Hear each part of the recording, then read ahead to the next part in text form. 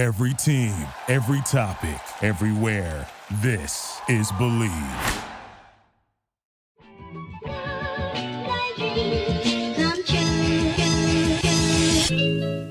Thank you for tuning in to the JMU Sports News Podcast.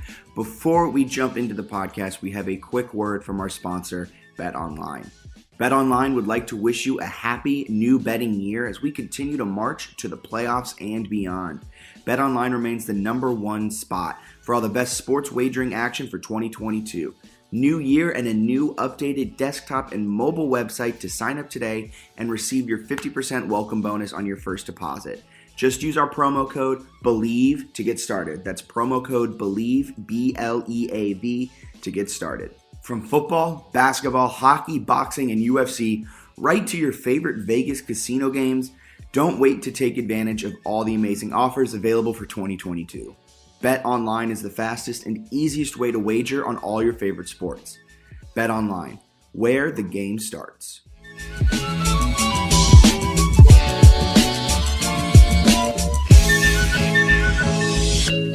Welcome into another edition of the JMU Sports News Podcast. I am Bennett Conlon, joined by Jack Fitzpatrick.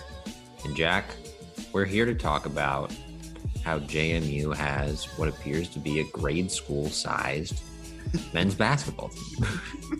Who's the tallest on the team? Is it Wooden at 6'9"? I want to say, let me see what KenPom lists him as. He might be pulling from so Wooden, I think Wooden's actually listed at 6'8", and I think he's technically the tallest, because then you got Amadi and Sule feel like they're, more like big men, but I think they're both technically listed at 6'7". Yeah, Amadi's 6'7", Sule's 6'7", Wooden listed at 6'8", and that's the tallest. 6'8", 225 is the tallest player on this team, is the biggest player on this team. Yeah, I mean, it's a concern. They're struggling a little bit. They've lost 3 of their last 4. The one win was a 1-point win. The game before that was an overtime win where they came back against William and Mary. You can make a strong case that William and Mary should have won that game, right? That's a win in William and Mary's book, right? You could make a case that every game that William and Mary has played against Division I opponents this season are just like a play away, a bad defensive possession, a bad call by the refs from being undefeated. I mean, it really is a shame that they were 0-16 against Division I opponents, but that easily could have been 16-0. It's just a shame. Yeah, 4-17 overall this year, and you're, if you get some of those games, right, if you just have, 20 or 30 possessions that go your way, next thing you know, you're 21-0, and you're looking like a 1 seed. Yeah, I mean, we had some fun, kind of poking fun at the William and Mary Sports blog account, which had essentially tweeted like, they're 3-3, but if those games had gone differently, look where they'd be. And it was my favorite was that they said if they didn't blow the 23-point lead, that would have been a loss. And it's like, yeah, but you blew the 23-point lead. Yeah, it's like, imagine having to come back from a 23-point deficit on the road. It's like, well, they did though. And it's like, I think it's more embarrassing that your team allowed that. Like, I just thought that they thought it was a burn, but it's just like, I don't think this is the burn you think it is. Like, I thought that was a funny interaction, but no, I mean, like, JMU from their perspective, they've been really frustrating the last 5 games, and even overall since they came back from the COVID pause. But my thing is, like, I don't really understand the COVID pause excuse at this point. Like, people are like, oh, they haven't been the same, which is true, but at the same time, they've played like 7 games now since the COVID. Like, that's a pretty big chunk of time. I know you're off for like a month, but typically, actually, that time of the year around Christmas and the New Year's are lighter anyway. They only missed really 2 games. Like, yeah, they had some games in there. I was 2 or like 2 non-conference, maybe the one opener with Towson that they actually have rescheduled now at the end of the year. But like, it wasn't like they missed a huge chunk. Also, like, I'm not sure how much playing Morgan State and like Penn would have. Maybe it keeps the rhythm going. I think that's the thing. But at this point, you made the point. They've played 7 games. You can't use the COVID pause as an excuse anymore. They were rolling to start, good defense, okay offense. You made this point. That defense was winning them games early in the season, and now they're by far the worst defense in the CAA. Best offense, they're scoring 85 points a game in conference play, 82, 95. the UNCW and Elon games were a little weird. But all of a sudden, they're the worst defense. They have terrible percentages against the 2-point shot. They allow 59.2% from inside the arc, and then not much better from outside the arc, allowing almost 40% from three. The defense has just fallen apart. And to me, that's the weird part. Like that, talking to people around college basketball, you have to have buy-in to play good defense. You don't necessarily need great talent, you know? That's and what's they bought in at the beginning of the year, and now it seems like, did they lose a couple and they know this season doesn't mean anything, so they don't care as much? Like, do you think that's what it is? I do wonder. I think TJ actually asked Byington about that on one of the more recent like O'Neal's things, where it's like, what do you like motivate them with at the end of the year? And he kind of just said that they're just going like game by game. So I don't think they have an end of the year motivation, which could definitely hurt you a little bit at some points for sure. I mean, some of it is like they haven't. I don't know what is up with Alonzo Sule. I don't know if he had. If he was out with the pause or kind of what happened there, but his play has been sporadic in terms of like really limited minutes. He seems like he's one of their best defenders in the post, at least just from like an anecdotal perspective. And he's kind of barely played recently, hasn't played in all the games since the COVID pause. I don't remember if that was an injury or what it was, but to not have him fully playing hurts, because he's probably the closest thing you have to someone who can actually defend at the 5. But in conference play, based on just conference-only stats with KenPom, they're the most efficient offense in the conference. They're shooting the 3 crazy well, shooting the 2 really well. They're getting to the free throw line a ton, playing at a fast tempo, which has all those points. Their effective field goal percentage is incredibly high. But yeah, they're horrible defensively, the worst team defensively in the conference during conference play. The effective field goal percentage is the worst. I think the thing that stands out to me, and we'll probably get into right now, I think you're excited to talk about, they're giving up the most offensive rebounds, at least the offensive rebound percentage, worst 2-point defense, and they record like the fewest blocks in terms of block percentage, like percentages of possessions that have block shots of anyone. So the 3-point defense has not been good, but I feel like people are like, oh, if teams are hitting, 10 threes and a half against them, you just got to put your hands up and tip your cap. And it's like, well, they're also getting murdered inside because they don't have a big. Yeah. And then on the rebounding margin, they're only down 1 on the season. So they average 33 rebounds a game. Opponents average 34 a game. So only down 1. But then you have to account for the fact that they played Carlo, Wright State, ODU, Eastern Kentucky. All these are sub 200 KenPom teams.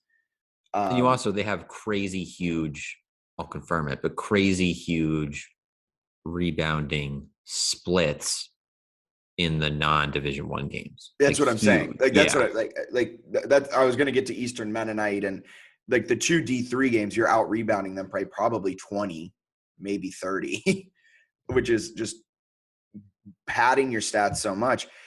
And that's the perfect segue into the fact that this team doesn't have a 5, doesn't even have a 4, really. Like you have Wooden playing the 5 at times. You have Sule. Sule's probably your most traditional big, and maybe Amadi too, who's just an undersized 4. But you don't have a real 5. I was talking with a friend of ours, Dom, last night about imagine this team with Dwight Wilson. Imagine this team with and this is a question I actually want to get into later on in the podcast. Which row era player would you wish didn't transfer and stayed and like would be playing with this team? But we'll get that into a bit. It's just the fact that they get murdered every night. And it's not even the fact that they're undersized. It's just that they don't seem to be able to compete down low. You don't necessarily need to be 6'10", 7 foot to be a good rebounder. You have to be tenacious. Like, let's throw out all the cliches. Tenacious. You have to be gritty and everything like that. The team just doesn't seem like they necessarily want to fight for rebounds down low. And I'm not trying to like be mean to the team. It's a really hard spot. Rebounding is really difficult. You have to really want it. And they're literally playing for nothing.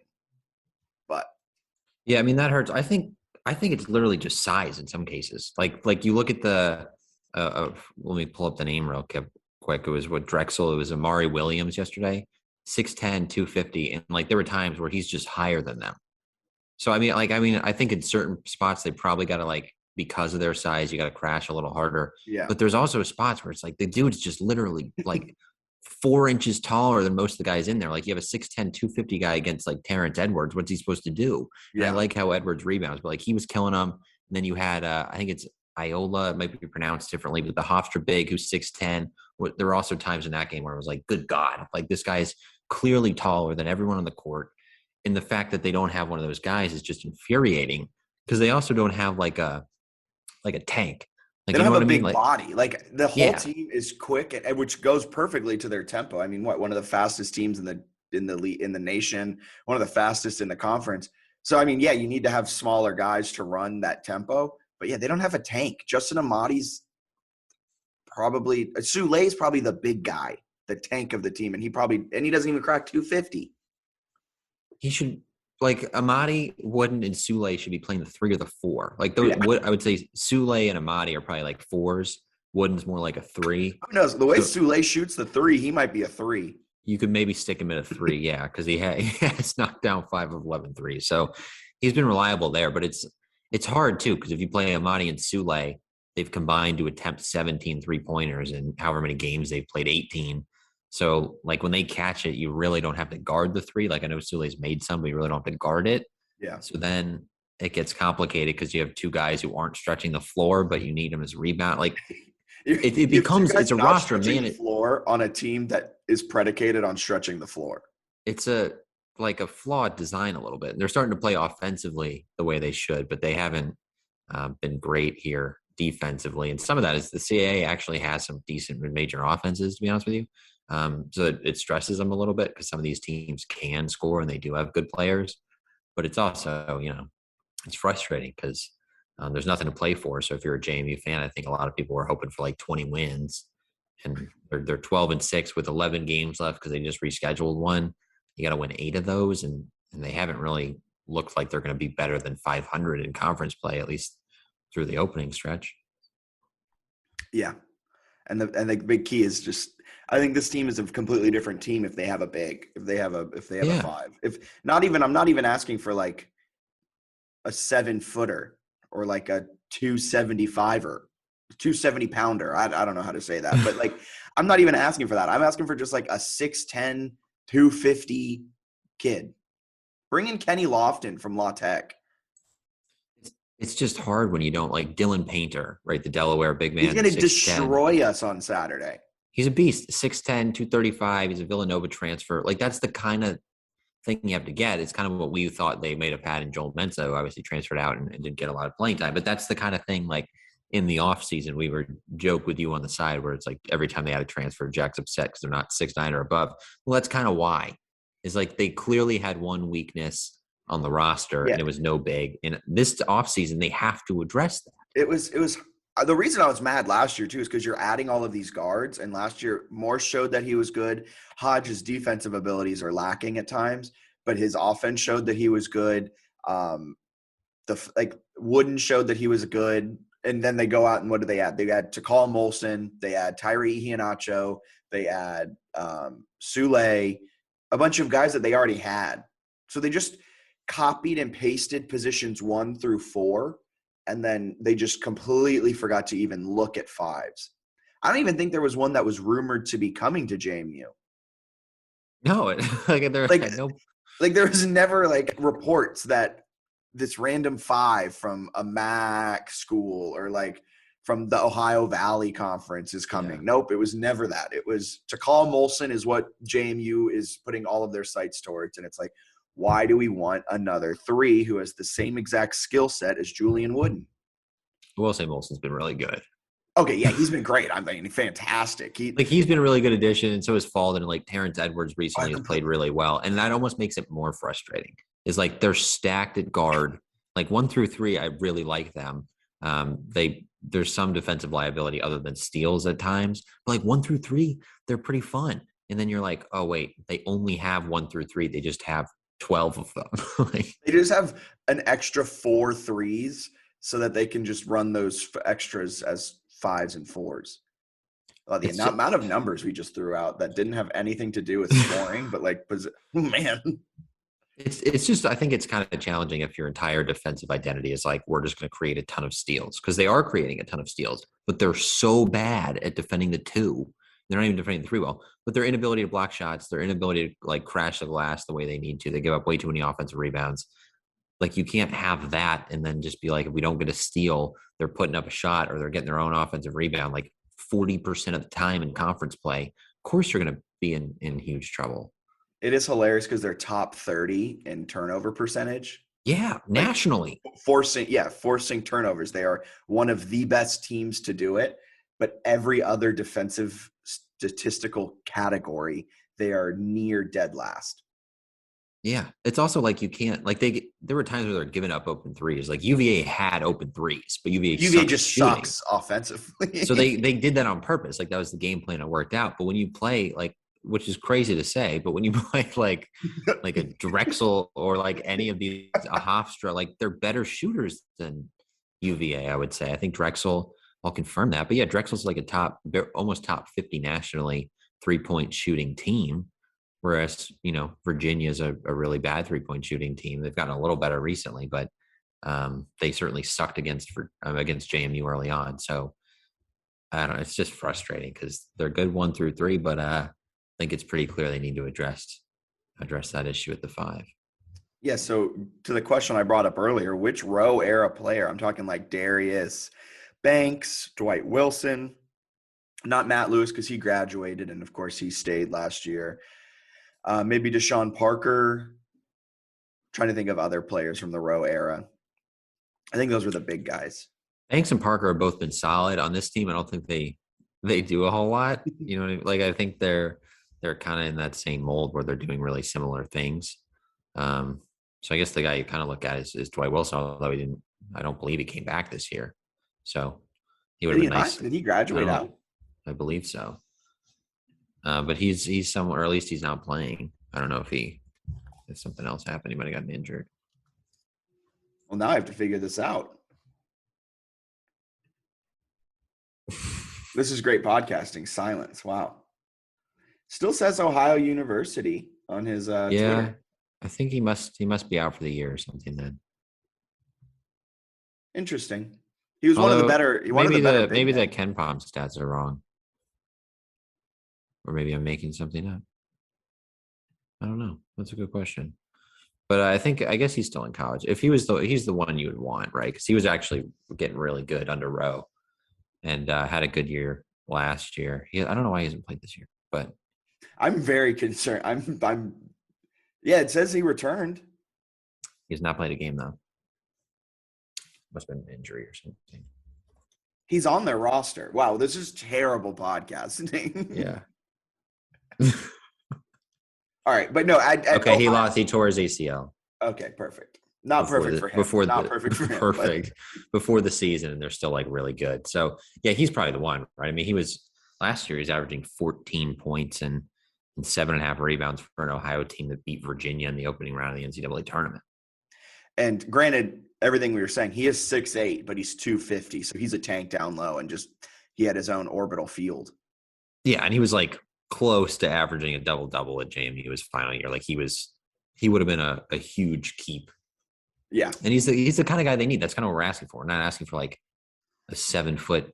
We don't need, Paolo Banchero or Chet Holmgren or Drew Timme. Walker Kessler. Walker Kessler. I heard some rumors that he was thinking. He was the one who was, he was rumored to go to JMU. I heard a lot of that buzz. I think it was created by Bennett Conlon himself. Ended up picking Auburn, which, the jury's still out on if that's the right decision for him. So, I mean, neither one of them won the national championship this season. JMU hasn't won it, and Auburn also has not won the national championship yet. Exactly. I mean, they're technically, they're 19-1. Their only loss is double overtime on a neutral floor to Connecticut. But I don't know. I feel like life in Harrisburg would have been good for him. So he might change his mind later in his career. We'll see. I don't even know where to go from there. I don't even I think it also just is annoying too, not to get too complainy, but I was so excited about this basketball season, and now they're 3-4 in conference play. I'm still going to watch every game, but it just doesn't. They got down by 10 last night, and I was like, okay, cool. The not being able to play in the conference tournament is a real sour note on the season. So I wonder how they finish out because there's like the NIT is not in the picture. Maybe you're playing at like a CBI or something, but I don't know if you want to. So we'll see what happens the rest of the way. But it's kind of disappointing, especially because they beat UVA, Mason, and ODU.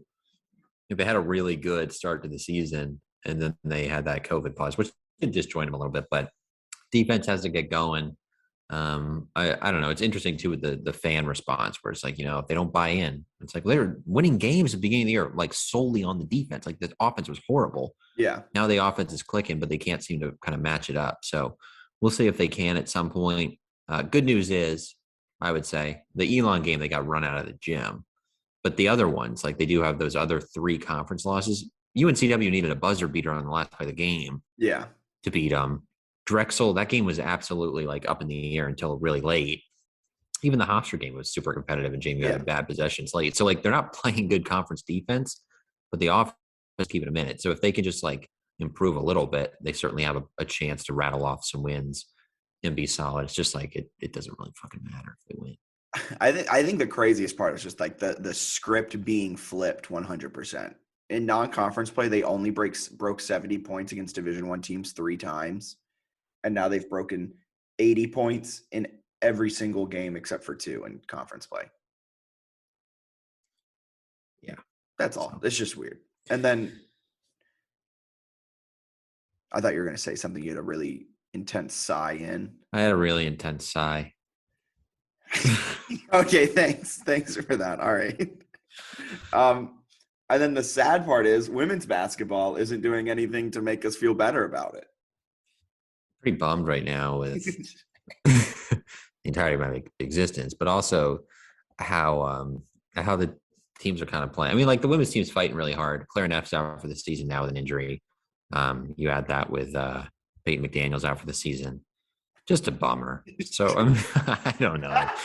Like we'll see what happens. They had an article the other day, I think, talking with Shane Mellon about how like their goal is to win the regular season title. I have no idea how they could possibly do that. Well, they're 4-2 in conference. I know, but like they've already like Towson's better than them, Delaware's better than them. They've already lost to both of them. I don't know. I think Drexel might be better than them. They haven't played them yet, so we'll see what happens. They're playing better. They're moving in the right direction. I think. I like Coach O, so we'll trust it. And I think next year they're going to have a chance to rally and make some stuff happen after that. But yeah, they got to keep recruiting. They got to keep developing, and they got to finally get healthy. Like I've never seen. Like in football, you're going to bank on like some season-ending injuries. Yeah. They've had like the last like 4 years. How many season-ending injuries have they had? That never happens in basketball. Didn't Carradine went out with a season-ending injury last time, and then we've seen not season-ending, but Kamaya and Lexi went down at probably the worst time to miss 3 weeks. Yeah, that was horrible timing. They've had even in the past where they had like the Precious Hall injury where she came back and was really good the next season, but like. I don't know. They just have had. They had Kayla Cooper-Williams coming off of her CAA Rookie of the Year after she tore ACL in a big exhibition game. They've had some just horrible injury luck. So to not have McDaniel or Neff, those are like 2 of ordinarily like starters. That's like those are like options 2 and 3 on the offense. Like all conference caliber players. So I don't know. That hurts a lot. We'll see what happens the rest of the year, but. Kind of bummed about that, to be honest with you. So it's a little sad. And then we'll get into softball at some point. God, like they lost a lot, man.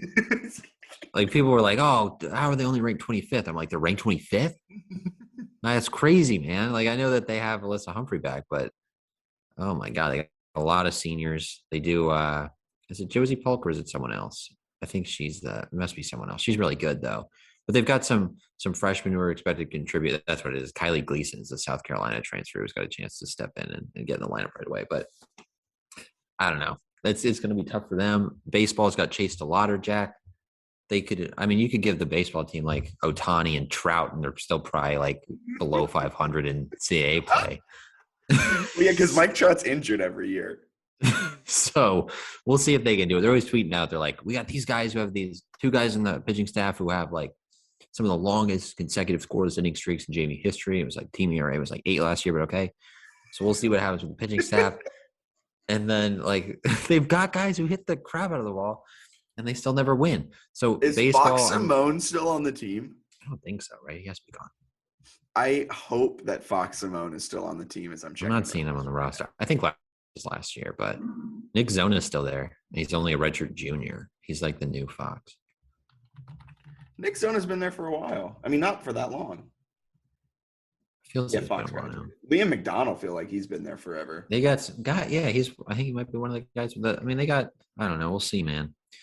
We'll see. But it's hard because the other ones, like a lot of lacrosse, looks like they'll be really good. So they got that. But some of it is maybe not the easiest to view. Some of these, which makes it tough. So if you're excited about like softball or lacrosse or baseball, it's like, Lynn, you got to watch whatever the hell broadcast they can find. I mean, like you can play a college baseball. They play Florida State to open the season. I don't even know if that game's like guaranteed to be streamed. Maybe it is. Maybe Florida State has an ESPN. What are you talking about right now? Well, it's like on your own side tangent about like even college. Even if you, I don't even think you can watch it.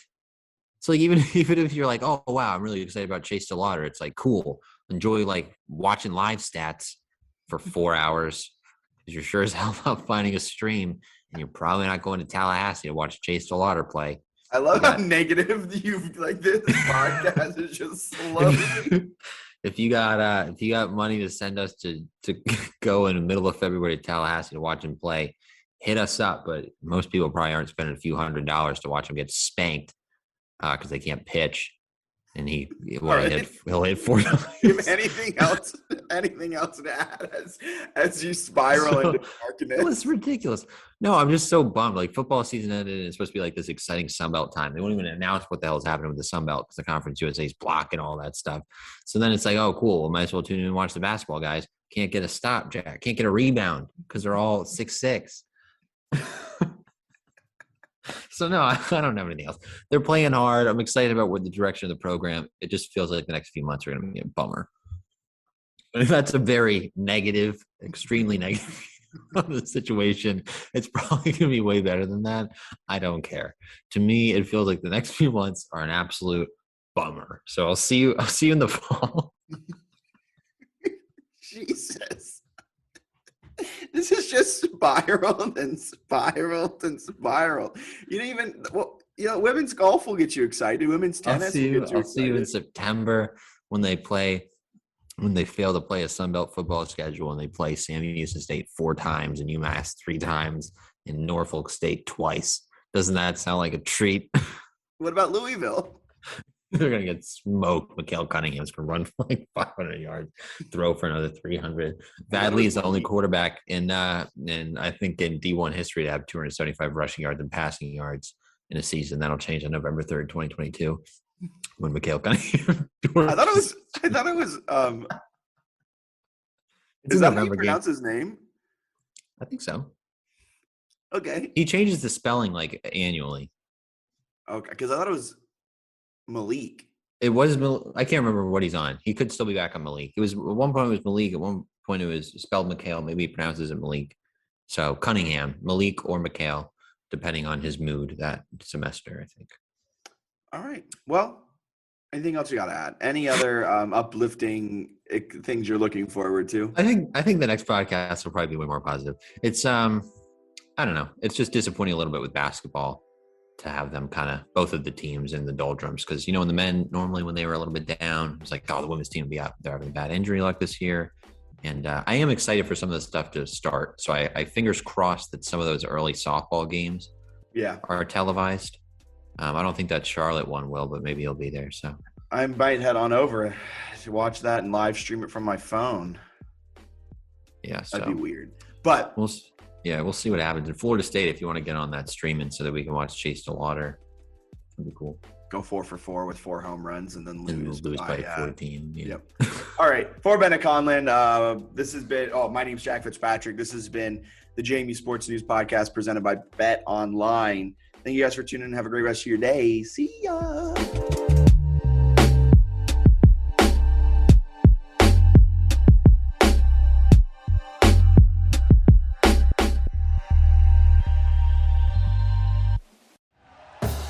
Thank you for listening to Believe. You can show support to your host by subscribing to the show and giving us a 5-star rating on your preferred platform. Check us out at Believe.com and search for BLEAV on YouTube.